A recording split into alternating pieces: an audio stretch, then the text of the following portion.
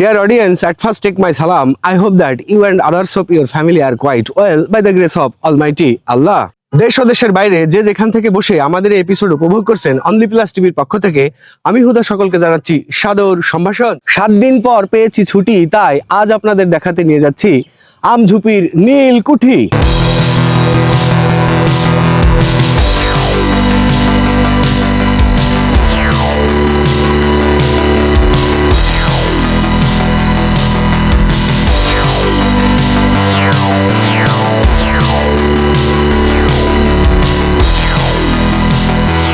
Wow, কি সুন্দর, দারুণ সবুজ মাঠ, সেই লাগছে।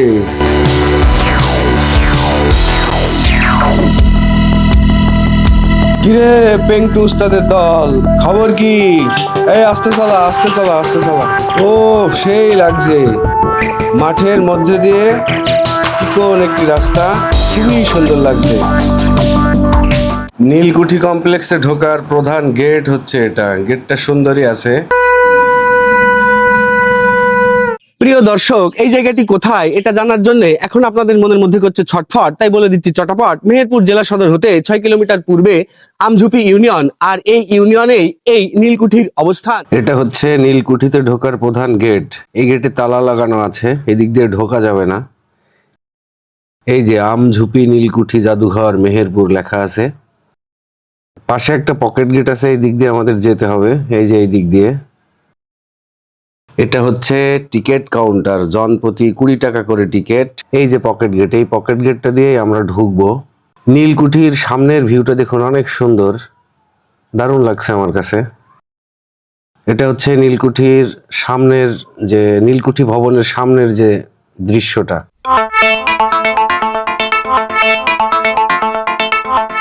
আমি চলে এসেছি নীলকুঠির খুব কাছে, কথা হবে পাশে। এখানে 15টি কক্ষে, চলুন দেখে আসি কি কি আছে।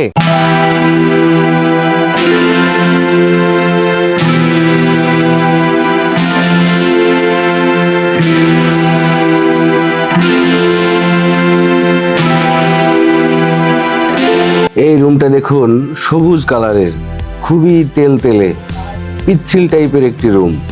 এই রুমটা ব্রিটিশরা তৈরি করেছিলেন সাপের কামড় থেকে বাঁচার জন্য। এই ফ্লোরের উপরে যদি সাপ ছেড়ে দেওয়া যায় তাহলে সাপ চলাফেরা করতে পারবে না। আর সেই সময় মানুষকে সাপ দিয়ে অ্যাটাক করা হতো, তাই সাপের অ্যাটাক থেকে বাঁচার জন্যই ব্রিটিশরা এই রুমটা তৈরি করেছিলেন। এই রুমের মধ্যে সাপ ছেড়ে দিলে সাপ এখানেই থেকে যাবে, আর অন্য কোনো রুমে যেতে পারবে না।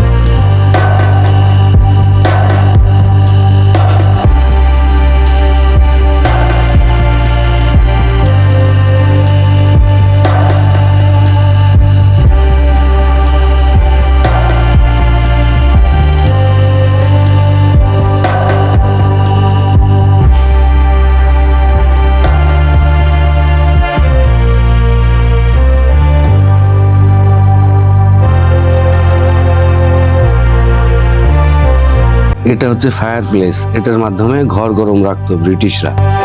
এই যে এইখানে দেখুন অনেক চমৎকার একটা জিনিস, সেটা হচ্ছে এই রুমের ফ্লোরটা দেখেন হচ্ছে কাঠ দিয়ে তৈরি। হ্যাঁ, এই রুমের ফ্লোর কিন্তু কাঠের ছিল না। এই ফ্লোরটার নিচে হচ্ছে ব্রিটিশদের ফাঁসির মঞ্চ ছিল, সেই মঞ্চটাকেই এখন এরকম কাঠ দিয়ে ফ্লোর করে ঢেকে দিয়েছে। এটা হচ্ছে এই নীলকুঠির বারান্দা। উপরের চালটা কিন্তু অনেক সুন্দর, আর নিচের ফ্লোরটা হচ্ছে লাল কালারের, দারুণ লাগছে দেখতে। লুঙ্গি পরা চাচা বেরিয়ে গেছে, এই যে দেখুন, অনেক সুন্দর বারান্দা, চারপাশ দিয়ে এরকম বারান্দা রয়েছে এই নীলকুঠি ভবনের, যা দেখতে খুবই মনোমুগ্ধকর। আর এই বারান্দার সামনে হচ্ছে ফুল বাগান, আর এই মোটরসাইকেলগুলো হচ্ছে এখানে যারা কাজ করে তাদের। আজ কিন্তু আকাশ অনেক মেঘলা, একটু আগে বৃষ্টিও হয়েছে। আর এই যে বারান্দার সামনে হচ্ছে এই ফুল বাগানটা, অনেক সুন্দর। এই ফুল বাগানের ওই পাশে একটা নদীও আছে, সেখানেও আমরা যাব, আপনাদের দেখাবো।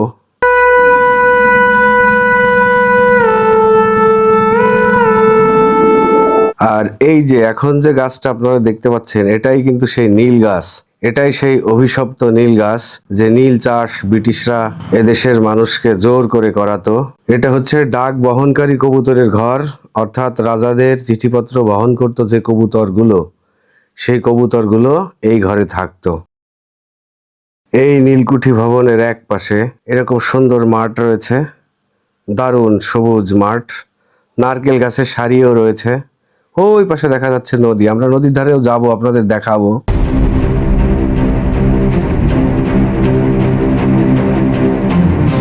এখানে বয়ে চলেছে অদ্যাবধি আপনাদের সবার প্রিয় কাজলা নদী। চলুন দেখে আসি। এখন আমরা আস্তে আস্তে সেই কাজলা নদীর দিকে যাচ্ছি, আপনাদের কাজলা নদী দেখাবো বলে আমাদের সাথেই থাকুন। আর একটু সামনে গেলেই আমরা সেই কাজলা নদী দেখতে পাবো। এই যে এই দিক দিয়ে যেতে হবে, দারুণ সুন্দর সিঁড়ি। ওই যে সামনে, এটা হলো কাজলা নদী। এই নীলকুঠি ভবনের কাছে এই কাজলা নদী, অর্থাৎ এই কাজলা নদীর তীরেই হচ্ছে এই নীলকুঠি ভবন। গেটটা কিন্তু অনেক সুন্দর, দারুণ লাগছে। একটু আগে বৃষ্টি হয়েছে, সব ভেজা ভেজা। আর এই যে সামনে দেখা যাচ্ছে সেই কাজলা নদী।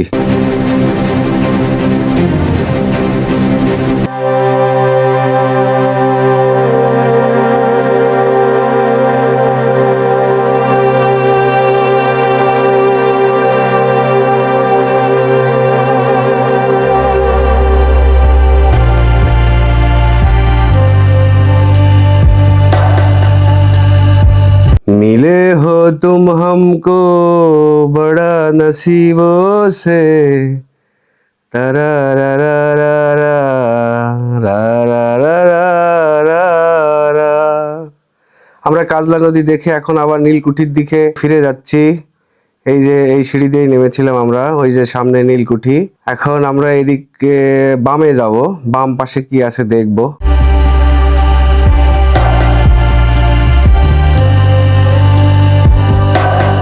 বাম পাশে কিন্তু খুবই সুন্দর সবুজ মাঠ, দারুণ লাগছে দেখতে, কিন্তু ভিউটা কিন্তু সেই লাগছে গাইজ। আপনারা আসলে উপভোগ করতে পারবেন। এইখানে একটা বসার জায়গা আছে, এটার উপর বসে অবশ্যই অনেকে গল্প সল্প করে। একটু আগে দেখলাম বৃষ্টির জন্য চলে গেল সবাই উঠে। এই যে পাশটাতেও বেশ সুন্দর একটা বাগান আছে, দারুণ। এটা হচ্ছে নীলকুঠির আরেকটা সাইড। এই যে এই সাইডটা হচ্ছে পেছনের সাইড। এই পাশে একটা সিঁড়ি রয়েছে, সিঁড়ি দিয়ে উপরেও যাওয়া যায়। আর এটা হলো সামনে, ওই যে বিভিন্ন নাম ফলক টলক আছে এই নীলকুঠির সামনে, এগুলো কারা এগুলো প্রতিষ্ঠা করছে। আর এই যে নীল গাছ, এটা হলো নীল গাছ, অভিশপ্ত নীল গাছ। এই সেই নীল গাছ, এই নীল গাছের কথা আমরা নীল দর্পণ নাটকে পড়েছি। এ দেশের কৃষকদের জোর জবরদস্তি করে নীল চাষ করানো হতো। আমি এমন কথাও শুনেছি যে মাথা নাকি ন্যাড়া করে, যারা নীল চাষ করতে চাইতো না তাদের মাথা ন্যাড়া করে, তাদের মাথার উপর কাদা দিয়ে এই নীল বুনে দিত আর কি। ব্রিটিশরা এইভাবে অত্যাচার করত। তো এই সমস্ত গল্প বা এই সমস্ত কথা আমরা নাটক উপন্যাস আমাদের স্যারদের কাছে শুনেছি। এই পুরো নীলকুঠি কমপ্লেক্সটি ৭৭ একর জায়গা জুড়ে, যা এখন আপনাদের দেখাবো ঘুরে ঘুরে। কোনো চিন্তা নয়, করতে থাকুন, এনজয়। আপনারা আমার সাথে থাকুন, আমি টোটাল জায়গাটাই ঘুরে ঘুরে দেখাবো। লিচু গাছ আছে, অনেক অনেক লিচু গাছ, কিন্তু দুর্ভাগ্য হলো সত্য যে এখন লিচুর টাইম না, এখন এই সমস্ত গাছে কোনো লিচু নেই। হ্যাঁ, নারকেল গাছ, লিচু গাছ, একটা ঝোপঝাড়, অনেক বেশি ঝোপঝাড় টাইপের এই জায়গাগুলা। তো আমরা পুরো জায়গায় আপনাদের দেখাবো ঘুরে ঘুরে, আপনারা আমার সাথে থাকবেন। ৭৭ একর জায়গা তো কম জায়গায় নয়, সুতরাং ঘুরতে হলে অনেক সময়ের প্রয়োজন। আমি পুরো জায়গাটায় ঘুরে ঘুরে দেখাবো আপনাদের। এই যে টোটাল ৭৭ একর জায়গার উপর যে এই নীলকুঠির অবস্থান, এই ৭৭ একর জায়গার ঠিক মাঝখানে এই যে ভবনটি, যেটাকে আমরা নীলকুঠি বলে জানি বা নীলকুঠি বলে চিনি। নানান রকমের গাছ এই সাইডে আপনারা দেখুন, শুধু গাছ আর গাছ। প্রকৃতির কি সৌন্দর্য, এখানে না আসলে উপভোগ করা যাবে না। শুধু সবুজ আর সবুজ।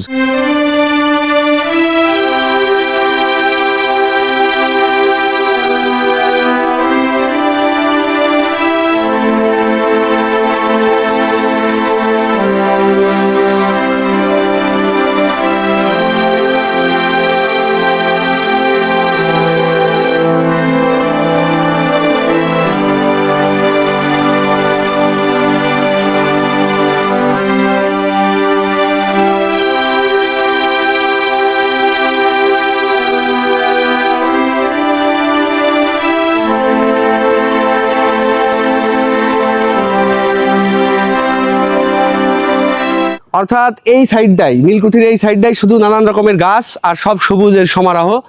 তো আপনারা আসলে এখানে দেখতে পারবেন এই গাছগাছালির ছায়ায় অপরূপ মায়া, কবির ভাষায় বলতে গেলে। তো আপনারা আমাদের সাথে থাকুন, আমরা আপনাদের নীলকুঠির ভেতরে দেখিয়েছি।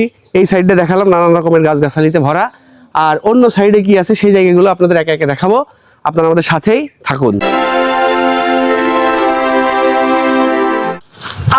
প্রিয় দর্শক দেখুন, এখানে অনেকগুলো চুলা রয়েছে। এই চুলাগুলোতে রান্না করা হয়, কারণ এটা একটা পিকনিক স্পট। এখানে বিভিন্ন জায়গার থেকে মানুষ আসে তারা পিকনিক করতে। তো যখন আসে তখন আসলে তাদেরকে এই চুলাগুলোর ভাড়া দিতে হয় এবং এখানে রান্না করার ব্যবস্থা হয়। আপনারা যদি এখানে পিকনিক করতে আসেন, অনায়াসে এই চুলাগুলো রান্নার কাজে ব্যবহার করতে পারবেন। সাথেই থাকুন, চলুন আর কোথায় কি দেখানো যায়। একটা পুরাতন বিল্ডিং দেখতে পাচ্ছি, তো সেই পুরাতন বিল্ডিং এর দিকে যাচ্ছি। বিল্ডিংটা কিসের বা কেন এটা আমরা এখন দেখাবো। এই বিল্ডিংটা অনেক পুরাতন। হ্যাঁ, এটা ব্রিটিশদের আমলেরই বিল্ডিং। এই যে গাঁথুনি, তারপরে এর চেহারা দেখে বোঝা যাচ্ছে। হ্যাঁ, এর মধ্যে কাঠ টাট রেখে দিছে, ভেতরে সব টিন টিন কানা হয়ে গেছে। টিন আসলে আমার ধারণা এটা টিন দিয়েই তৈরি। হ্যাঁ, ওই যে আগের যুগের যে এরকম সেই টেনের পাতের মতো ওই যে ছোট ছোট লোহা টাইপের খাড়া খাড়া করে দেয়া, এই এরকম করে সোজা সোজা করে দেওয়া, আর টিন দেওয়া। আপনারা দেখে বুঝতে পারতেছেন যে এই বিল্ডিংটা সেই সময়ের। এই যে জানালাগুলো পুরাতন। হ্যাঁ, তারপরে গাঁথুনি দেখে বোঝা যাচ্ছে অনেক পুরাতন। এ তো কয়েকশো বছর পুরাতন হবে। এখানে কেউ থাকে না, বিল্ডিংটা পরিত্যক্ত অবস্থায় পড়ে আছে। হ্যাঁ, এখানে একটা লুঙ্গি আছে। আমার মনে হয় এখানে কোনো মানুষ থাকে কি না এই জায়গাটায়। হ্যাঁ, এই রুমটাই মনে হয় কেউ থাকে। এখানে দেখতেছি যে তালা টালা মারা আছে। তাই আসলে এখানে কোনো মানুষ মনে হয় থাকে না, কিন্তু কয়েকটা লুঙ্গি দেখতে পাচ্তেছে এখানে নাড়ি দিছে। কিন্তু এটা একদম পরিত্যক্ত একটা জায়গা। হ্যাঁ, এই যে টিন টিনগুলো সব ভেঙে গেছে, এখানে কেউ থাকে না, অনেক গন্ধ জায়গাটা। হ্যাঁ, এ পাশে তেমন বিশেষ কিছু নাই আপনাদের দেখানোর মতো। এদিকে সব ঝোপঝাড়, এখানে একটা বাথরুম। আর এইদিকে অনেক বড় বড় কয়েকটা গাছ আছে, আপনাদের দেখায়। এই গাছগুলো আসলে কি গাছ আমি জানি না। চটকা গাছ বলে মনে হয় এই গাছগুলোকে বেসিক্যালি। হ্যাঁ হ্যাঁ, চটকা গাছ। এইরকম অনেকগুলো গাছ আছে। তবে আমার যা ধারণা গাইজ, এই গাছগুলা হচ্ছে ব্রিটিশদের টাইমের গাছ। ঠিক আছে, এরকম গাছ কিন্তু একটা না, অনেক আছে এখানে। এই একটা, তারপরে ওই যে এখানে একটা, এরকম। আর বাকি সব বাগান দেখুন আপনারা, মানে শুধু আম গাছ আর আম গাছ। আমরা বাবাদের মুখে শুনেছি যে মুজিবনগর, মেহেরপুর, হ্যাঁ, এইসব অঞ্চলগুলা প্রচুর পরিমাণে আম গাছ। হ্যাঁ, এবং এখানে প্রচুর সবজি উৎপাদন হয়, সেটা আপনারাও জানেন, আমরাও ছোটকালে বই পুস্তকে পড়েছি। আর যেদিকে যাবেন শুধু বাগান আর বাগান। গাইজ, এই বাগানের মধ্যে এত ঠান্ডা, আমার যত হাঁটছি আমার ততই ভালো লাগছে, আমার ক্লান্তি আসছে না। জায়গাটা আসলেই ঘোরার মতো একটা জায়গা। আপনারা সময় সুযোগ করে এই জায়গাটায় চলে আসবেন। অনেক রোদ, যার জন্য আমি চশমা পরতে বাধ্য হচ্ছি। এই যে এবার এই বাগান কিন্তু এখানেই শেষ, এরপরে হচ্ছে রাস্তা। এরপরে আমরা দেখবো আর কি কি আছে, কোথায় কি কি আছে। আপনারা আমাদের সাথে থাকুন। তো আমি অনেক হেঁটে হেঁটে একটু ক্লান্তও বটে, সেই জন্য চা খাওয়ার উদ্দেশ্যে এই দোকানে দাঁড়াইছি। তো আপনারা এখানে আসলে ইচ্ছে মতো চাটা খাইতে পারবেন, এমন কোনো টেনশন নাই যে এখানে গেলে চা পাওয়া যাবে না, পান পাওয়া যাবে না। তো সাথে থাকুন আর দেখতে থাকুন আর এনজয় করতে থাকুন। Let's go. কথা হবে পরে, এখন দেখাবো ব্রিটিশদের আমলারা বাস করতো যে ঘরে।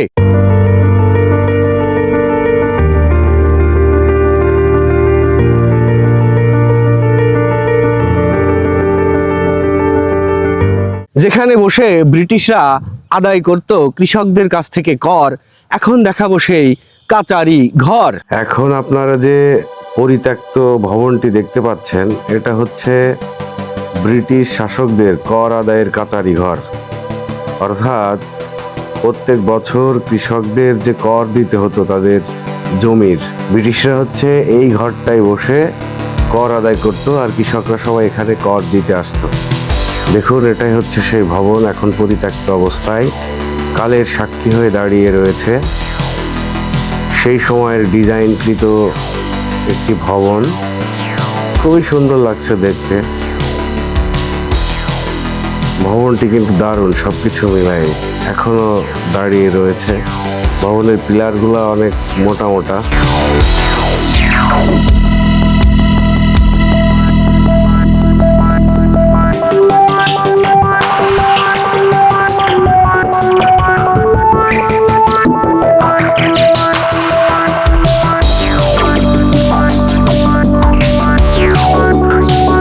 এখন আর বলতে নেই কোনো ভয়, নীলকুঠিটি কেনি, সিম্পসন, জেমস হিল, ফার্গুন ক্রোফোর্ড, ওয়াটস ও হ্যামিল্টন এইসব শাসকদের শোষণের সাক্ষ্য দেয়।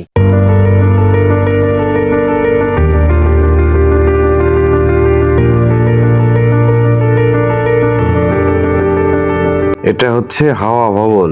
এইখানে বসে ব্রিটিশ শাসকরা হাওয়া খেতেন, অবসর সময়ে গল্পগুজব করতেন।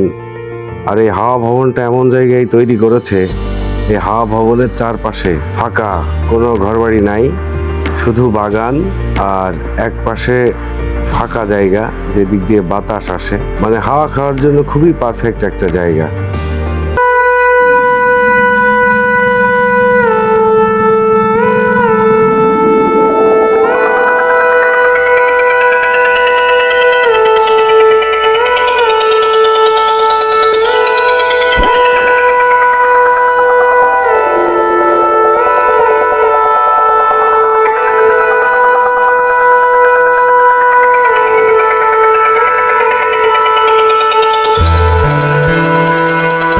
আপনাদের সবার জীবন সুখ সমৃদ্ধি আর ভালোবাসায় ভরে থাক, এই কামনায় আমি হুদা এখন বিদায় নিচ্ছি। আল্লাহ হাফেজ।